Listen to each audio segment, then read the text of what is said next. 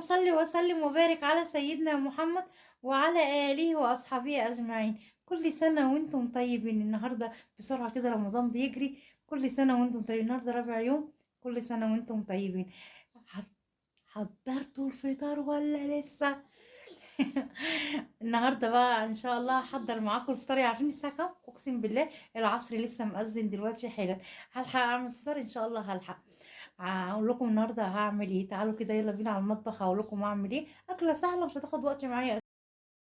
اقول لكم الصلصه اللي هي مسبكه دي سهلت عليا الدنيا. يعني والله كنت رايحه لسه اضرب طماطم افتكرت ان انا عامله صلصه في الفريزر. بصوا دلوقتي بقى عملت ايه. الشفشق الصوبيا دون اللي في القلب احطه في التلاجة يسقع. عايزه اقول لكم وانا بصوا عملت ايه. تعالوا والله اوريكم. بصوا وانا بغلي اللبن دلقت اللبن. يلا مش مشكله الحمد لله. نحطه بقى في التلاجة يسقع يسقع لحد ميعاد الفطار وكل حاجه سهله بعد كده ان شاء الله.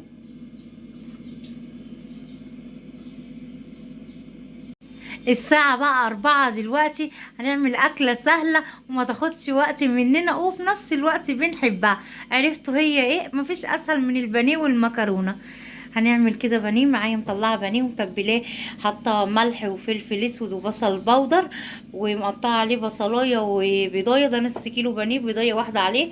ومقطعه بطاطس كده هحمرها ان شاء الله. وكيس الصلصه اللي انا مصلصله ده نفعني. واقسم بالله كنت رايحه اضرب طماطم افتكرت ان انا عندي صلصه قلت الحمد لله. وهعمل مكرونه سباكيتي. قولوا لي انتوا هتعملوا فطار ايه. يلا بينا.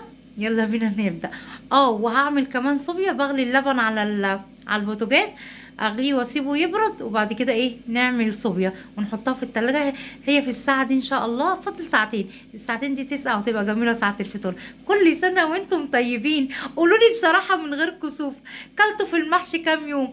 عايزة اقول لكم انا قعدت 3 ايام. اخر يوم من امبارح كنت فاض مني طبق. اقسم بالله قلت له خليك يا غالي في التلاجة. 3 ايام مش عايز يخلص. كل سنة وانتم طيبين. يلا بقى نبطل كلام ونخش نعمل الاكل. مش هياخد معانا وقت والله. المغرب بتأذن. كل سنة وانتم طيبين. اللهم اننا صبنا على رزقك افطر. المكرونة بقى والصوبيا. مين بيحب البانيه والمكرونة والبطاطس احلى اكلة. تعالوا افطروا معانا. كل سنة وانتم طيبين.